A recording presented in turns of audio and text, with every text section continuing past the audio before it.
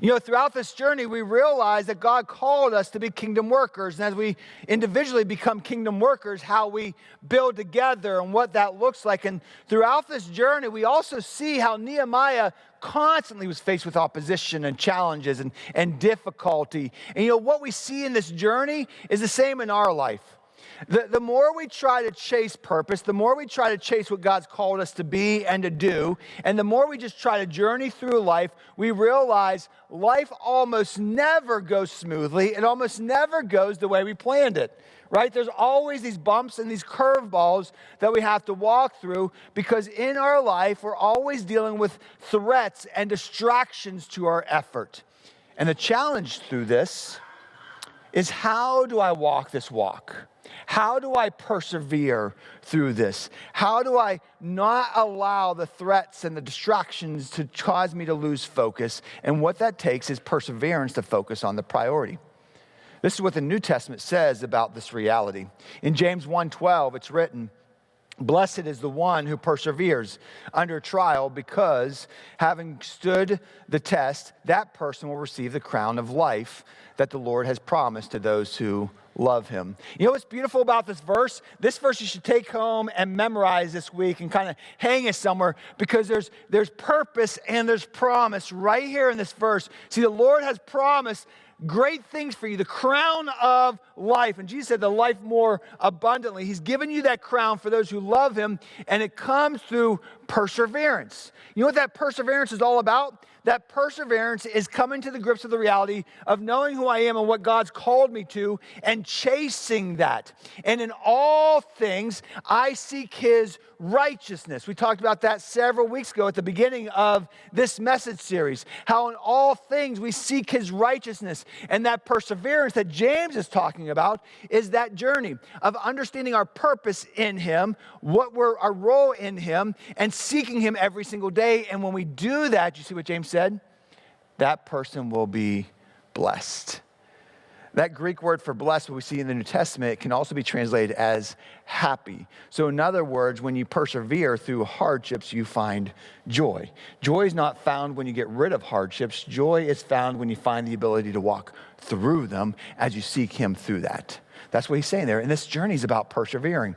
In Philippians 3:14, the Apostle Paul puts it this way: "I press on toward the goal to win the prize for which God has called me heavenward in Christ Jesus." And this journey with Nehemiah is all about perseverance. It's all about pressing forward and completing the task. And that's exactly what Nehemiah did. And because through all this storyline was this opposition, always trying to distract him, always trying to knock him off course. And it continued on. In Nehemiah 6, we see when word came to Sanballat, Tobiah, Geshem the Arab, and the rest of our enemies that I had rebuilt the wall and not a gap was left in it, though the time has not come to put up the doors of the gates, Sanballat and Geshem sent me the message, "Come, let us meet together in one of the villages on the plain of Ono," but they were scheming to harm me. You see what's going on here? Nehemiah was about to finish the project. He was almost done. It was all coming together, and you can see the details. Nehemiah was a person of detail and leadership, and you see that all playing together.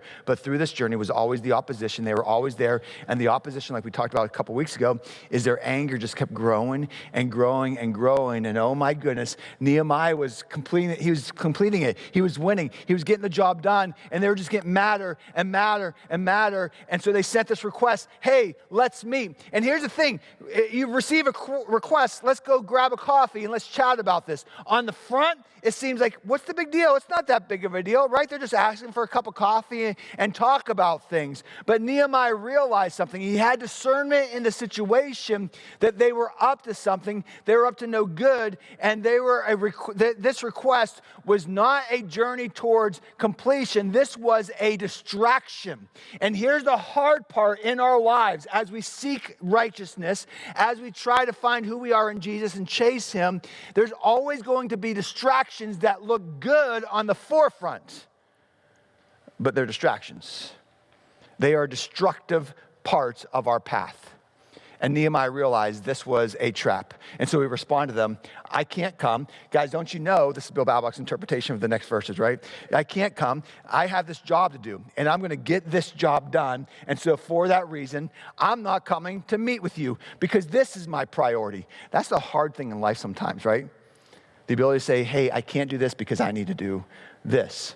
But Nehemiah recognized his priority. He stayed focused despite the distractions. And here's the problem, friends. Hear me, this is where it all comes together. If we're not careful, distractions sidetrack our focus away from what is our priority. And every day, every week, every month, every year, we are bombarded with distractions. And some of those seem good, but they're distractions in the way of what is best. This needs discipline to stay focused.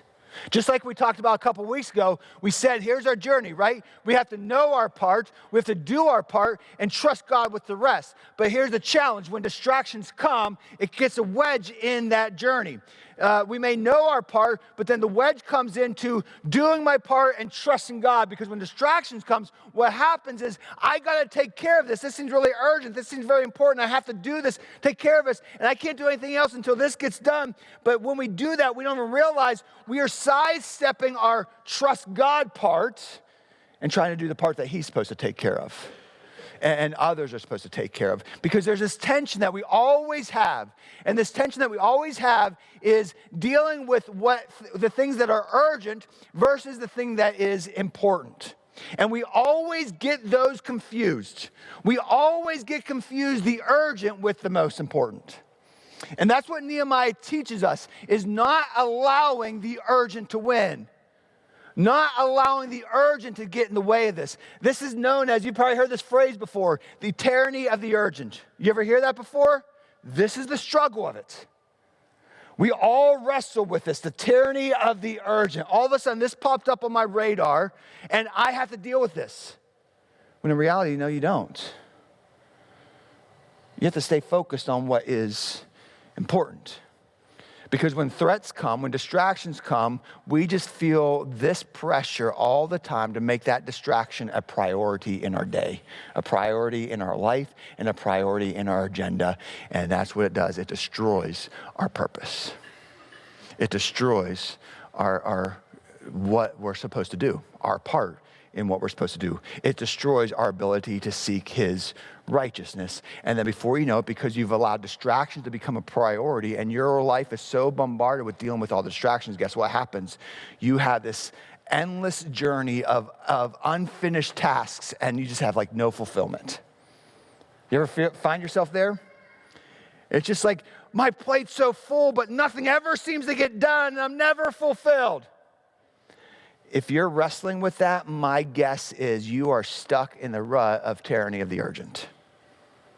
And you've lost sight of what is important. And it takes discipline and focus to get that back in check. Because to deal with this, you need to work through that tension. You need to kind of identify what is the important, what is my part, what is the priority, and how do I protect that? How do I protect that? Because there will always be things that get in the way. And the problem when we don't do that is that we sacrifice important things to react to urgent things. And before you know it, your life is living reactionary, not with purpose. And we got to pull out of the drains of reactionary living and start to live with purpose. We must be focused on what is important. And that's what Nehemiah did. Nehemiah faced threats from the outside of the walls. And he faced threats from within his walls, as we'll hear about in just a moment. Yet he always stayed focused. 4 times, Sanballat, the enemy, the opposition, he sent Nehemiah these letters. Hey, come meet with me. Nehemiah gives him the nope. Nope. I'm doing this. He sends him another. Nehemiah says, nope, I'm doing this. So another one, he says, nope. He didn't really say nope, but that's Bill Balbach's just translation right now, right? And then he gets to a 5th time. Verse 5. Then the 5th time, Sanballat sent his aide to me with the same message, and in his hand was an unsealed letter. This is a big issue, and here's why. Because at that time, whenever they would send letters, they would put them on the papyrus, seal it up, and put a seal on it, and it would be taken and very protected to the person that was supposed to be the recipient. No one else was ever allowed to see it. But by Sanballat sending the letter opened, what he was doing was, I want everybody possible to see this message because I want to create confusion and fear and division. And that's what happens when we start to not seek righteousness. We see the desire to more create confusion and division and disunity rather than seeking the kingdom in all things. And that's what Sanballat was doing. Sanballat was suggesting what he was suggesting in the letter is, Nehemiah, you're raising a revolt. You're trying to act as king, and there is already a king in Judah. And guess what? He's going to find out, and he's not going to like it. You're causing problems. And Nehemiah knew this claim is bogus. It's bogus. Verse 8, Nehemiah sent Sanballat a reply back, hey, nothing that you are saying is happening. You are making everything up in your head. He's like, I'm calling your bluff. And Nehemiah knew all you're trying to do is create confusion and division and brokenness so that we don't complete our task. That's what you're doing. Nehemiah realized that what he was doing, if the people were afraid, if his people who were already worn down by all the work, started to get afraid, what could happen? And so verse 9, he realized they were all trying to frighten us, thinking that our hands are too weak for the work and it will not be completed. And here comes that phrase that we see throughout Nehemiah, but I prayed. But I prayed. Now strengthen my hands. For the very first week, we said Nehemiah built everything out of prayer. Nehemiah was a man of prayer. Before anything, he prayed. Before any time he opened his mouth, he prayed. Before he went to meet with anybody, he prayed. Before he made a decision even on what wall to build, he prayed. And the same question I asked you in week 1 is the same question I'm going to ask you in the final week. Are you a person of prayer? This is critical. My friends, you will never truly recognize your part. You will not be able to do your part. You will never be able to walk in that perseverance of trusting God if you are not a person of prayer. Because the opposition, just like what we see with Sanballat, will always cause a wedge. He will always cause a wedge between and create a gap between your part and trusting God. That's what he's always going to try to do, and create division and confusion in between. In other words, you will never be able to deal with the tyranny of the urgent if you don't first say, my first commitment is prayer. And I'm going to make that a habit of my life. Because to deal with the tyranny of the urgent, I have to pray. And if I don't deal with it, it's going to deal with me. It's going to deal with you. And some of you may be sitting there thinking, it already is. But the only way you're going to start to break that habit is you start to create a habit by, I am a person of prayer. I got to give it to him. Because there's always going to be a challenge. If we don't, the challenge and the tension is always going to be, there's going to be good things and things that seem good that always get in the way of what is best. Every time. Every time. And when you allow that to happen, you begin to allow the priorities of the distractions to become your agenda. And our lives just get bogged down with overfilled agendas of other people's priorities and the priorities of our distractions. And for Nehemiah, the problem was not just the enemies outside, but this distraction began to enter his camp. There was people within his own camp that were being swayed by the enemy who were committed to Nehemiah, who were with you and for you, that were then allowing the enemy to fool them.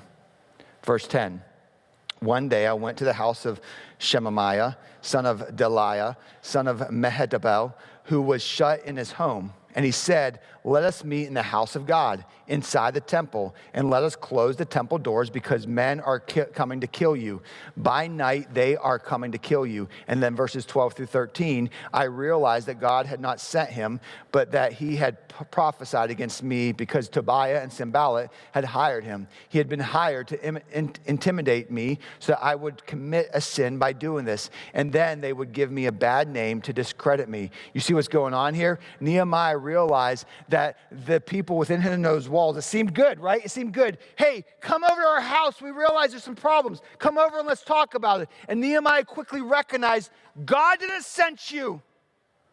You're a distraction. You're trying to pull me off course. And how did he know this? Because of what they asked him to do. See, what happens is when we get the tyranny of the urgent to become our focus, we begin to lose sight of what we should be doing. And the tyranny of the urgent for Nehemiah was the enemy is getting stronger and madder and more dangerous, and it's getting scary, and we got to protect ourselves. Nehemiah, you have to protect yourself because they're coming after you. So let's go get you in hiding. Let's protect you. Let's take you to the temple and protect you there. And Nehemiah knew, wait. It seems like, great, let's go hide and save ourselves. But I'm just a layperson. The scriptures are very clear who can go in the temple. And if I go in the temple, I'm breaking God's law. And if I go in the temple and break God's law, all of my integrity is now tarnished.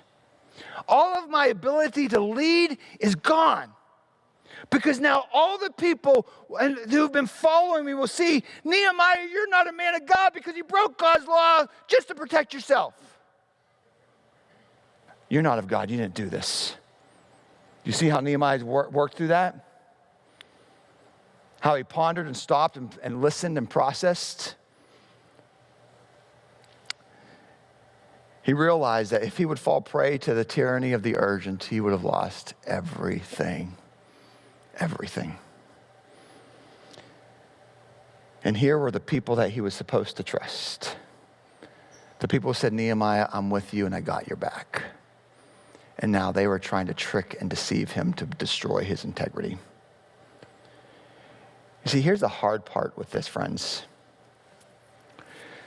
When you're discerning and seeking and persevering, it's trying to work through those things that sometimes look good and seem good, but boy, are they dangerous. It's really easy to say, that's an enemy. They're totally against me. What's really difficult is that we don't always see things that way because the enemy doesn't always work that way. The enemy, the Bible teaches us that the devil is the father of lies who masquerades as an angel of light. Guess what that means? You better believe he's going to use good things or things that appear good to deceive you and distract you away from God and trusting God. Every day. Every day. So you better be on guard. And sometimes there's even people like Nehemiah who seem like, hey, you're with me, but really, guys, they're a distraction. And there's two types of people that sometimes we have to recognize. The first is the well-intentioned diversions, and the second is the spiritual snipers. The well-intentioned diversions, they're your friends, they're family members, they're other people, and they mean well. They're well-hearted, they're good-hearted. You're not saying anything bad about them, but they're constantly trying to give you suggestions and direction and what steps to take, and they're diverting you from what you know you're supposed to do or to be, and how you're supposed to follow Jesus or what God's called you to do. The second is the spiritual snipers, and these are the very dangerous ones. These are the ones that will speak niceties to your face, but boy, do they hide in the distance in the dark and shoot daggers. And those are the ones you have to be very careful with. And that's what Sanballat was dealing with.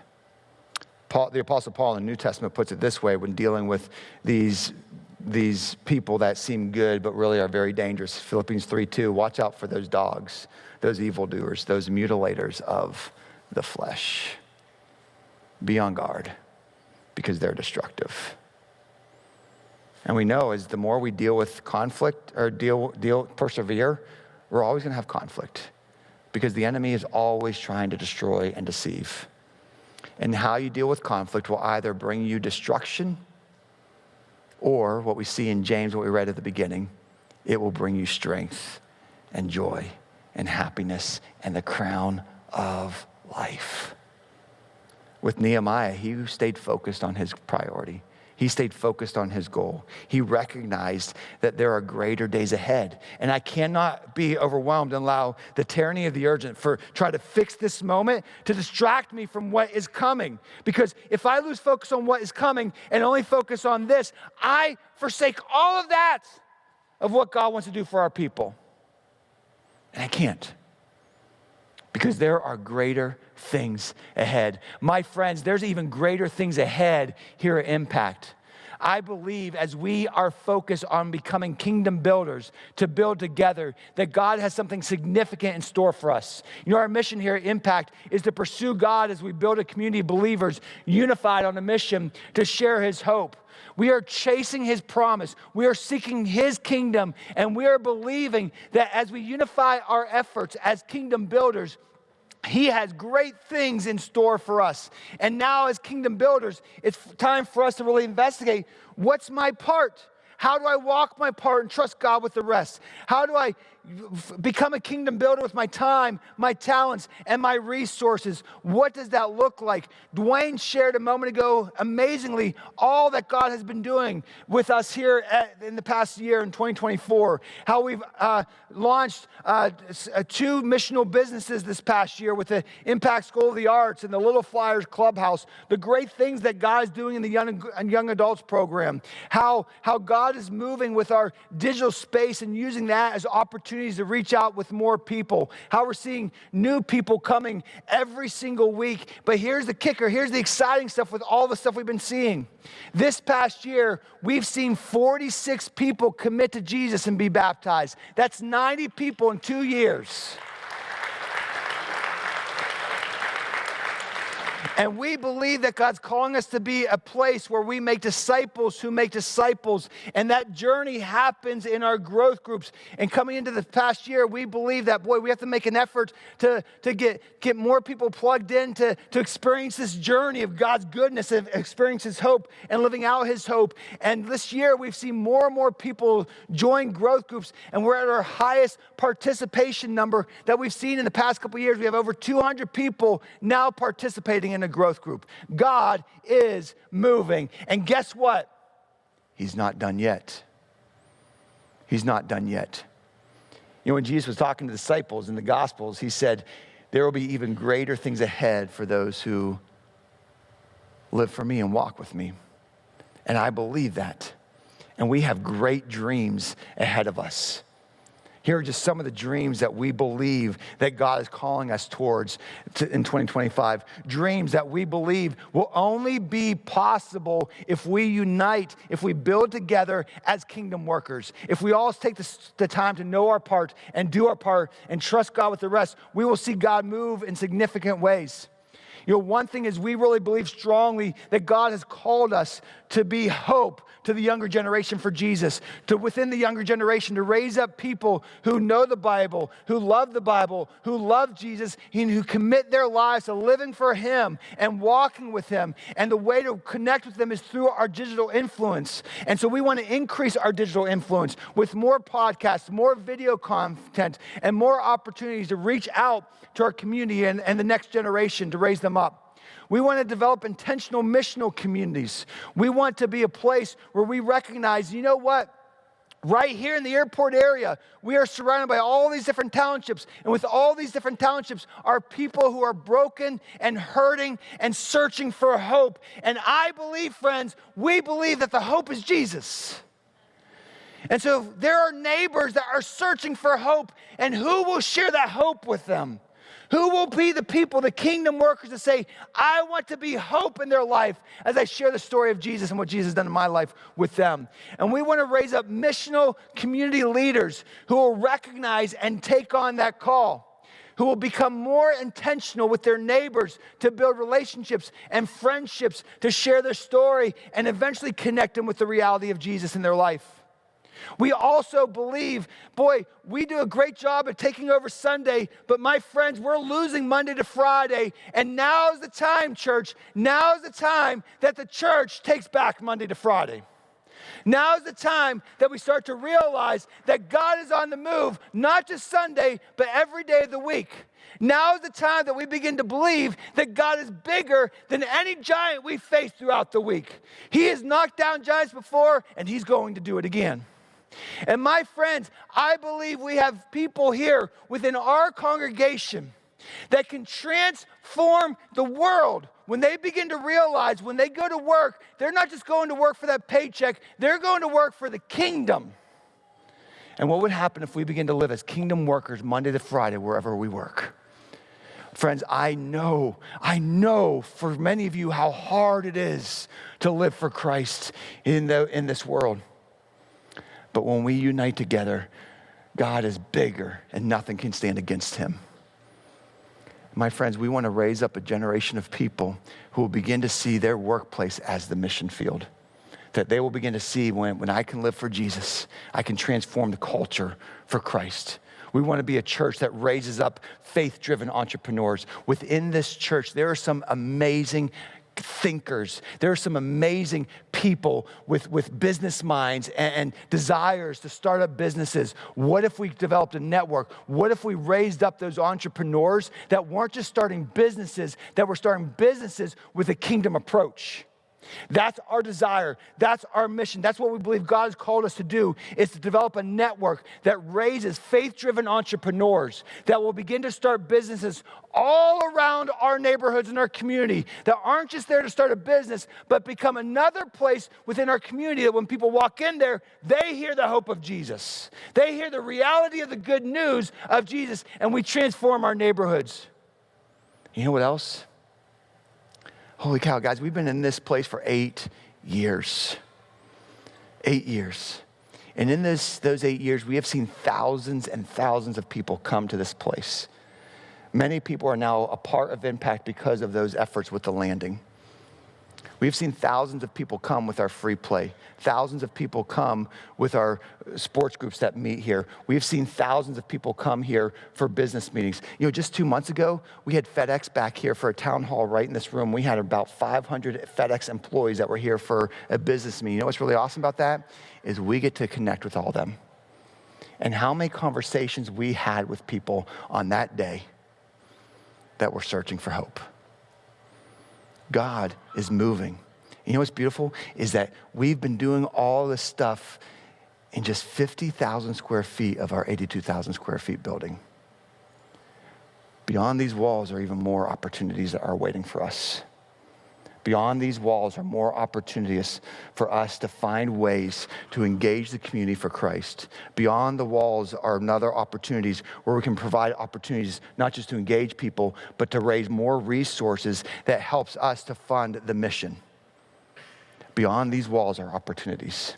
There's 32,000 square feet of opportunities ahead of us, friends.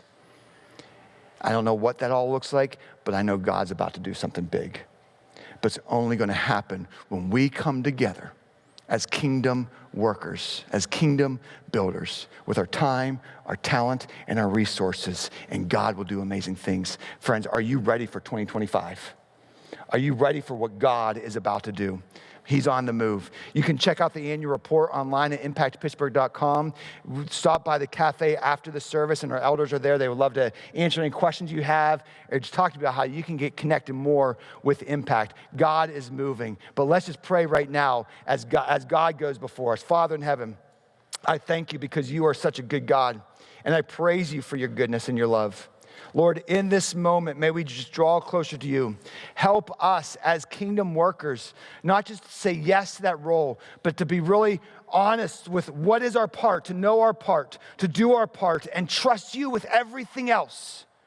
Help us not to allow distractions to get in the way, to get so focused on what is urgent, but to be focused on what is the most important. And Lord, that's seeking you and your righteousness, to advancing your kingdom here.